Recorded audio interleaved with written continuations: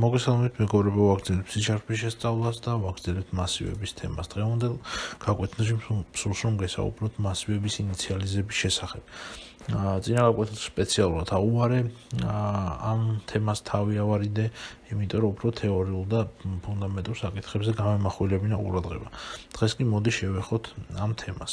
არ დაგავიწყეთ არხის გამოწერა თუ მოგწონთ ვიდეოები და არ დაგავიწყეთ ამ ვიდეოების მოწონება იმისთვის, რომ არხი უფრო პოპულარული გახდეს. თუ შევხედავთ ჩვენს Visual Studio-ს, ის გვიჩვენებს იგივე მაგალითს, რაც ჩვენ წინაზე გამოვიყენეთ. ანუ შექმნილი არის მთელი რიცხვების მასივი 5 ელემენტით და დეფაულტად ეს ელემენტები ინიციალიზებული არის როგორც 0, იმიტომ რომ თვითონ ელემენტების მნიშვნელობა როგორც ხედავთ ამ მასივში არ არის შეცვლილი, აქედან გამომდინარე int-ის default მნიშვნელობას აიღებს, რომელიც უდრის 0-ს. ეს წინა ლექციიდან ვიცით, ხო? და გარდა ამისა, რომ ასე ვთქვათ, ესეთი სინტაქსი, ანუ სინტაქსი, როდესაც ჩვენ ჯერ ასე ვთქვათ ვარქმევთ რაღაცა მასივს და შემდეგ ვანიჭებთ მას რაღაცა მნიშვნელობას, ანუ new int-ის საშუალებით, ანუ ჯერ ვაცხადებთ მასივის სახელს და შემდეგ ანუ new int-ის საშუალებით ოპერატიულ მეხსიერებაში ვახდენთ ამ მასივის გამოყოფას, ხო? უფრო გამარტივებული იქნება და უკეთესი იქნება თუ ჩავწერთ ესე, რომ წავშალოთ ეს ქვევით ჩანაწერი და int myArray უდრიდეს new int 5-ისა. შესაბამისად ესეთი ჩანაწერი, ერთხაზიანი ჩანაწერი, ანუ ინიციალიზების მომენტში, ასე ვთქვათ, ოპერატიულ მეხსიერებაში ადგილის გამოყოფის ჩანაწერი, ანუ ეს ყველაფერი როცა ერთხელში ხდება, გაცილებით უფრო ეს არის, უფრო კომპაქტურია და იდენტური არის იგი იმ ჩანაწერისა, რაც ახლა მქონდა. ამიტომ ჯობია რომ ეს გამოვიყენოთ ხოლმე. ხო, შექმნილია მასივი, ადგილები არის გამოყოფილი ოპერატიულ მეხსიერებაში მისთვის და ეხლა გვინდა ჩვენ რა? გვინდა მონაცემების ჩაწერა, ხო? წინა გაკვეთილზე ვნახეთ, რომ ჩვენ მონაცემებს წერდით თითოეული მასივის ელემენტისთვის ინდივიდუალურად, ანუ თითოეულ ელემენტს მიმართავდით ინდექსით და შემდეგ ტოლობას ვსვავდით და უწევდით რაღაც მნიშვნელობას, ხო? რა თქმა უნდა, ეს მეთოდი ანუ არ შეიძლება რომ იყოს ერთადერთი და შეუცვლელი, არსებობს უფრო ოპტიმალური და ადვილი ვარიანტები, როგორც ჩავწეროთ ელემენტები მასივში. ამისათვის აიამ ჩვენი 4-კუთხედი ფრჩხილების გვერდით წერთ ხსნით ფიგურულ ფრჩხილებს და ვხურავთ და აი ამ ფიგურულ ფრჩხილებში უბრალოდ შეგვიძლია რომ ჩამოვთვალოთ ეს ელემენტები. მაგალითად თუ ჩამოვთვლით დავწეროთ მაგალითად პირველი ელემენტი იყოს 12, 5, 37, 8 და 4. ანუ აუცილებლად 5 ელემენტი, იმიტომ რომ ჩვენ ვიცით, რომ ასე ვთქვათ, მასივში წინასწარ მივხვდეთ, რომ 5 ელემენტისგან შემდგარი უნდა იყოს ეს ჩვენი მასივი. და თუ დავუშვათ, ჩვენ დავსვათ ახლა ამ console readline-თან debug-ს და გავუშვებთ ამ ჩვენს პროგრამას, ჩვენ debugger-ში შევხედავთ, რომ ჩვენ ეგრევე ვახდენთ მასივის ინიციალიზებას ჩვენთვის სასურველი რიცხვებით, ანუ იმ ელემენტებით, იმ რიცხვებით, რომელიც მივანიჭეთ აი ამ ფიგურულ ფრჩხილებში. თუ დავდგებით მასივის სახელზე და ასე ვთქვათ, გავუზდით მას და ჩამოვშლით, დავინახავთ, რომ ჩვეულებრივად მასივი ინიციალიზებული არის აი ამ ჩვენს მიერ შეტანილი რიცხვებით, ხო? ანუ 0 ინდექსი, ანუ პირველი ელემენტი არის 12, პირველი ინდექსი, ანუ მეორე ელემენტი არის 5, 37, 8 და 4. ანუ ვაკეთებთ იგივეს, რასაც ვაკეთებდით წინა მაგალითზე, წინა გაკვეთილში, მაგრამ ვაკეთებთ ამას უფრო მარტივად. ხო, მნიშვნელოვანი მომენტი ახლა ამ შემთხვევაში, როცა ვახდენთ მასივის ინიციალიზაციას. ჩვენ ცხადის სახით ვთითებთ, რომ ჩვენ გვინდა 5 ელემენტი გქონდეს მასივში, მაგრამ თუ დავუშვათ ერთ ელემენტს ამ მასივიდან წავშლით, დავინახავთ, რომ ეს ჩვენი Visual Studio გაწითლდება და მოხდება ერორი. ანუ ელოდება 5 ელემენტსო, მაგრამ არ არისო 5 ელემენტი მითითებულია, ამას გვეუბნება ეს ჩვენი ერორი. შესაბამისად, თუ შევეცდებით, რომ აი ესეთი ერორიანი პროგრამა დავბილდოთ, დაბილდვის მომენტში ჩვენ მივიღებთ ერორს და შესაბამისად ეს პროგრამა არ გაეშვება.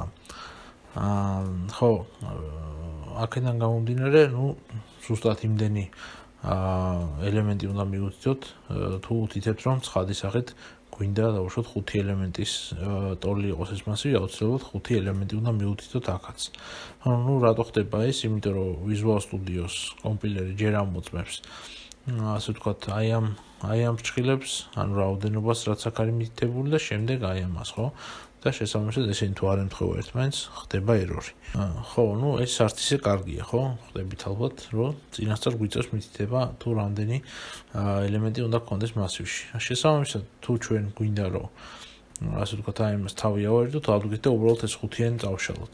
თუ აი ამ ფიგურულ ფრჩხილებს დავტოვებთ ცარიელს, ხედავთ რომ ეს ერორი ჩაქრება იქიდან გამომდინარე რომ აი ესეთი ჩანაწერის შემთხვევაში ოპერატიულ მეხსიერებაში ავტომატურად შეიქმნება ისეთი მასივი, რამდენი ელემენტს აქ წერია. ამ შემთხვევაში შეიქმნება მასივი, გამოიყოფა ადგილი 4 ელემენტისთვის, ხო? აქედან გამომდინარე, თუ ჩვენ გავუშვებთ ამ ჩვენ პროგრამას, დებაგერი დავსვათ ჯერ. თუ ჩვენ გავუშვებთ ამ ჩვენ პროგრამას, ჩვენ დავინახავთ, რომ აი ეს ჩვენი მასივი შედგება სწორედ 4 ელემენტისგან. და თუ ჩვენ კიდე წავუშვით რაღაცა ელემენტებს, დავუშვით კიდე 2 ელემენტი მოვუშალოთ, შესაბამისად შეიქმნება 2 ელემენტიანი მასივი და აგერ არის ჩვენი 2 ელემენტი. ხო, ახლა კი ბატონო, ხედავთ რომ ჩვეულებრივად მუშაობს და პრობლემები არ აქვს, რა მოხდება ისეთ შემთხვევაში თუ ავდგებით და აი ამ ჩვენ ფიგურულ ფრჩხილებში არაფერს აღარ მივუთითებთ. ანუ ცარიელს დავტოვებთ, ან საერთოდ წავშვილთ ამ ჩვენ ფიგურულ ფრჩხილებს, ხო? თუ წავშვილთ საერთოდ, დავინახავთ, რომ აქ გაწილდება და ასე ვთქვათ, მოხდება ერორი, იმიტომ რომ არ საიდან არის ის ამ ჩვენმა Visual Studio-მ და ჩვენმა ასე ვთქვათ, კომპილერმა თუ რამდენ ელემენტზე უნდა შექმნას მასივი, იმიტომ რომ ჩვენ მას არც ცხადის სახით ვეუბნევით ამას, ხო და არც არაცხადის სახით, ანუ არც ელემენტებს უთითებთ, რომ დათვალოს და იქიდან მიხვდეს თავისით რაღაცეებს. ამიტომ მოხდება ერორი. ხო, კიდე ერთი მნიშვნელოვანი მომენტი, მოდი დავაბრუნოთ ეს და დავაბრუნდეთ ისე 4 ელემენტზე, როცა იყო 4 ელემენტი გამოცხადებული და ასე ვთქვათ, თუ ჩვენ news გვერდზე შეგვიძლია ეს inti საერთოდ წავშალოთ და ცხადის სახით არ მივუთითოთ, რომ inti არის, იმიტომ რომ გადაცემული მნიშვნელობებიდან თვითონაც ხდება, რომ მთელი რიცხვია და თავშიც უთითებთ, რომ inti არის, ხო? ამიტომ მეორედ მითითება აღარ ჭირდება. აქედან გამომდინარე, ეს ჩანაწერი ჩვეულებრივად იმუშავებს. მაგრამ იმუშავებს, სანამ ეს ფიგურული ფრჩხილებიც არიელია. თუ აქ მივუთითებთ news და დავუსვათ მაგალითად 5-იანს, ან 4-იანს, მოხდება ერორი. ხო, მასივის შემთხვევაში შეგვიძლია ესეთი რაღაცას გავაკეთოთ და ესეთი რაღაცა, რომ ეს new და ეს ესეთი 4-კუთხედი ფრჩხილები საერთოდ მოუშალოთ და ეგრევე პირდაპირ მივანიჭოთ აი ამას მნიშვნელობა, ხო? ანუ int 4-კუთხედი ფრჩხილები my-array უდრის და ფიგურულ ფრჩხილებში უკვე ეგრევე გადავცეთ მნიშვნელობა. ესეც იდენტური ჩანაწერი არის. და ესეც იმუშავებს. ხო, მოდი ახლა ეს ტოლობის მარჯვენა მხარეს აწერია წავუშალოთ და განვიხილოთ კიდე ერთი შემთხვევა, ხო? ხშირად შეიძლება ხანდახან დაგჭირდეთ და მოგინდეთ ასე ვთქვათ და იმეს დაგაინტერესოთ, რომ რა მოხდება ისეთ შემთხვევაში, თუ მინდა რომ ასე ვთქვათ მასივი, რომელსაც მე ვქმნი, მის დეფოლტ მნიშვნელობა იყოს არა 0, არამედ რაიმე სხვა რიცხვი. ამისათვის გაჩვენებთ ესეთ კონსტრუქციას, ეს მართალია ცოტა წინ ვასწრებთ ჩვენს არსებულ მასალას, მაგრამ ხო, ფიქრობ, რომ ამ გაკვეთილთან კავშირში აქედან გამომდინარე ამის ჩვენებას არ აუშავს ეხლა რომ გაჩვენოთ.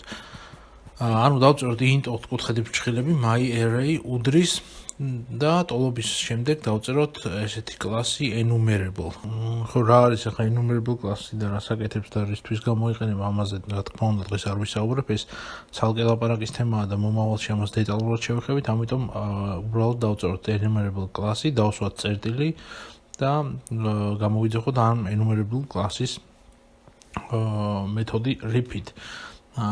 ხო, როცა გამოვიძახებთ repeats მრგვალ ფრჩხილებში გადავცეთ უნდა იღებს ეს ორ მნიშვნელობას. მოდი გადავცეთ 5-იანი და 10-იანი. ანუ ძიმით გამოვყოთ ერთმანეთისგან და შემდეგ დავსვათ კიდე ერთი წერტილი და დავწეროთ to array. დავსვათ წერტილმძიმე და მოდი დებაგერის საშუალებით გავუშვათ და პირდაპირ ვნახოთ რას იზავს. ჯერ ვნახოთ რას იზავს და მერე ავხსნათ რისთვის გამოიყენება ეს. ნუ თუ დავდგებით MyArray-ზე, დავინახოთ რომ შეიქმნა 10 ცალი 9 ინდექსი 10 ცალი ელემენტი, ანუ ინდექსით 0-დან 9-ის ჩართვლით და თითოეულ მათგანში, ასე ვთქვათ, შეტანილი არის მნიშვნელობა 5, ანუ დეფაულტად ჩვენ ვიცით რომ int-ის მნიშვნელობა უნდა ყოფილიყო 0, მაგრამ ჩვენ შევცვალეთ და მივანიჭეთ მას ჩვენთვის სასურველი მნიშვნელობა, ანუ 5-იანი. შესაბამისად ამ გვალფრთხილებში გადაცემული პარამეტრები არის შემდეგი. პირველი პარამეტრი ეს არის ასე ვთქვათ ის თუ რა მნიშვნელობითაც ვანაცვლებთ, ანუ რა ელემენტსაც ვანაცვლებთ და 10 ანუ 5-იანი და 10-იანი ეს არის ასე ვთქვათ რაოდენობა თუ რამდენი ელემენტისაგან გვინდა რომ შედგებოდეს ეს ჩვენი მასივი. ნუ შეგვეძლო ეს უფრო მარტივადაც გავეკეთებინა ციკლი, დაგვეტრიალებინა და თითოეულისთვის მიგვენიჭებინა შესაბამისი მნიშვნელობა თითოეული ასე ვთქვათ ელემენტისთვის, მაგრამ ნუ მოდი ამ შემთხვევაში შემოვიფარგლოთ ამით. ხო, ნუ დეტალურად ახლა ამ კონსტრუქციაზე საუბარს აღარ გავაგრძელებთ, ეს უბრალოდ ცოტა წინ გავასწარი მოვლენებს და გაჩვენეთ უბრალოდ რომ ასეც შეიძლება. ხო, შეგიძლიათ გამოიყენოთ თუ დაგჭირდებათ.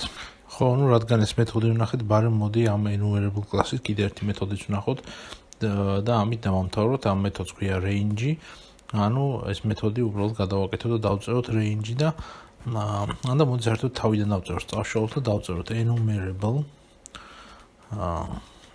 წერტილი range და ამ range-ს გადავცეთ ორი მნიშვნელობა, 4-იანი და 5-იანი. და ისევ დავწეროთ to array.